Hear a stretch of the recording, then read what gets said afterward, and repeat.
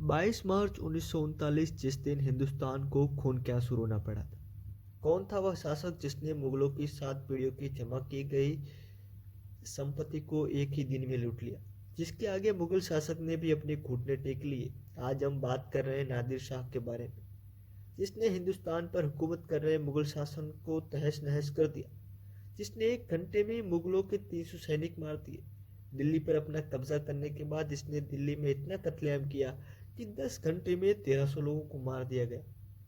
हिंदुस्तान की धरती पर पहली बार मुगलों को किसी ने इतनी बुरी तरह से हराया था। अक्सर कौन था नादिर शाह, क्यों आया था भारत, किस कारण से किया था इतना कत्लेआम, चलिए जानते हैं।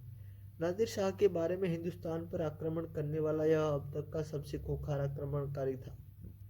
18वीं सदी में जिस समय प्रवृत्ति मुगल जाने के बाद शासकों की अयोग्यता तथा अमीरों की खुदगर्जी के कारण मुगल साम्राज्य छिन्न भिन्न हो रहा था, जब भारत में मुगल अंपायर अपने बुरे हालत से गुजर रहा था, तब वहीं दूसरी तरफ फारस में घटनाएं घटित हो रही थी। फारस की ओर से पश्चिमोत्तर सीमा पर आक्रमण की आशंका सदैव बनी रहती थी। फारस का शक्तिशाली सफावी साम्राज्य पतनशल था और उसकी राजधानी सफस पर अफगान ने कब्जा कर लिया। फारस को अफगान से मुक्त करने वाला नादिर कुलीन था, जो इतिहास में नादिर शाह के नाम से भी विख्यात है। इसी ने मुगल साम्राज्य को खोखला कर पूरी तरह नष्ट कर दिया था। 11 जून 1738 ईस्वी को नादिर शाह ने गजनी नगर में प्रवेश किया और 29 जून 1738 में ईस्वी सन को काबुल पर अधिकार कर लिया। इसके बाद बैखर दर्रा पार करके वह पेशावर पहुंचा। पेशावर में मुगल हाकिम नासिर खान ने बिना किसी प्रतिरोध के समर्पण कर दिया। 16 फरवरी 1739 ईस्वी को नादिर शाह सरहद पहुंचा। वहां से अंबाला आजिमाबाद होते हुए उसने करनाल की ओर कूच किया, जहां उसका मुगल सेना के साथ युद्ध हुआ। नादिर शाह एक क्रूर शासक था। वह अपने पड़ोस में अपने राज्य का विस्तार करना चाहता था। पश्चिम की दिशा में संतुष्ट होने के बाद उसने पूर्वी यानी कि हिंदुस्तान की ओर ध्यान केंद्रित किया। हिंदुस्तान की अपार धन संपदा और शानो शौकत के कारण नादिर शाह भारत आया था। नादिर शाह को फारस का लियन भी कहा जाता है। नादिर शाह को अपने सैनिक अभियानों को जारी रखने के लिए धन की आवश्यकता था। वह भारत की अपार धन संपदा से परिचित था। हिंदुस्तान से लूटा गया धन इस समस्या का हल हो सकता था। इसलिए भारत उसके आक्रमण का मुख्य उद्देश्य धन प्राप्त करना था। उसे मालूम था कि आपसी झगड़ों के कारण मुगल शक्ति कमजोर हो चुकी है। कहा जाता है कि नादिर शाह का भारत पर आक्रमण करने का तत्कालीन कारण क्षतिपूर्ति की मांग थी।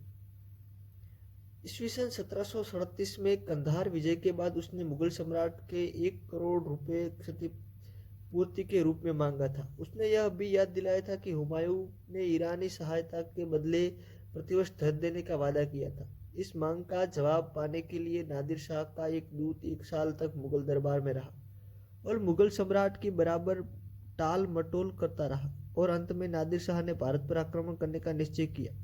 मुगल सम्राट ने काबुल या पंजाब में ना तो कोई सैनिक सहायता भेजी और न ही आक्रमणकारी को रोकने का कोई प्रयास किया।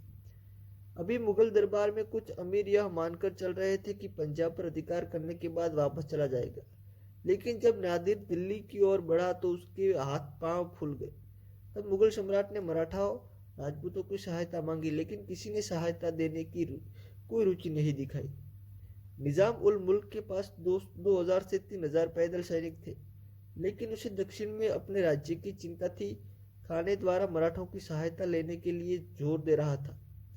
फिर अवध के नवाब शहादत खान को बुलाया गया। सेनापति के प्रश्न पर भी मतभेद था। इसी बात से अंदाजा लगाया जा सकता है कि मुगल शासन कितना कमजोर हो चुका था। फिर अंत में सम्राट मोहम्मद शाह को सोनीपत का पद संभालना पड़ा। नादिर शाह के अचानक हुए आक्रमण से मुगल सम्राट गड़बड़ा गया, लेकिन मुगलों के पास कार्यवाही की कोई निश्चित योजना ही नहीं थी। 24 फरवरी 1739 ईस्वी को नादिर शाह और मोहम्मद शाह के बीच करनाल का युद्ध लड़ा गया। मुगल सेना इतनी कमजोर हो चुकी थी कि नादिर शाह कुछ ही पलों के अंदर मुगलों को हरा दिया। युद्ध समाप्ति के बाद नादिर शाह दिल्ली की ओर बढ़ा। 20 मार्च 1739 को ईस्वी को दिल्ली पहुंचा। दिल्ली में नादिर शाह के नाम का खुतबा पढ़ा गया। 22 मार्च 1739 को ईस्वी को मुगल सम्राट नादिर शाह के पास संधि करने आया। जिस वक्त सम्राट और नादिर शाह के बीच संधि की बात चल रही थी, उसी वक्त सैनिकों और गले के व्यापारियों के बीच झगड़ा हो गया। इस बीच एक अफवाह फैल गई कि नादिर शाह मारा गया, जिससे दिल्ली में भगदड़ मच गई और फारसी सेना के साथ 100 सैनिक मार दिए गए। अपने सैनिकों की खबर सुनकर नादिर शाह क्रोधित हो गया और उसने कत्लेआम की आज्ञा दे दी। ये नरसंहार करीब 10 घंटे तक चला, जिससे लगभग 13,000 लोग मारे गए। दिल्ली की सड़कों पर खून की नदियां बहक चली।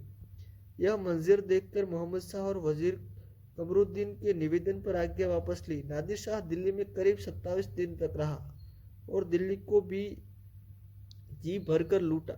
उसने शहादत खां से 20 करोड़ रुपए की मांग की। इस मांग को पूरा न कर पाने के कारण शहादत खान ने जहर खाकर आत्महत्या कर ली, लेकिन शहादत खान के उत्तराधिकारी सफदर जंग ने 20 करोड़ रुपए दिए। नादिर शाह लगभग 30 करोड़ रुपए नकद और ढेर सारा सोना चांदी हीरे जवाहरात लूट कर ले गया था। फ्रेजर का कहना है कि नादिर शाह भारत से करीब 17 करोड़ का माल लूट कर ले गया था, जिससे शाहजहां का तख्त उताउद और प्रसिद्ध कोहिनूर हीरा था। 100 हाथी, 700 घोड़े, 1000 ऊंट और 100 हिजड़े भी ले गया था। नादिर शाह का आक्रमण मुगल साम्राज्य के लिए भीषण आग। इस आक्रमण से आर्थिक हानि के साथ साम्राज्य के पतन की गति तेज हो गई।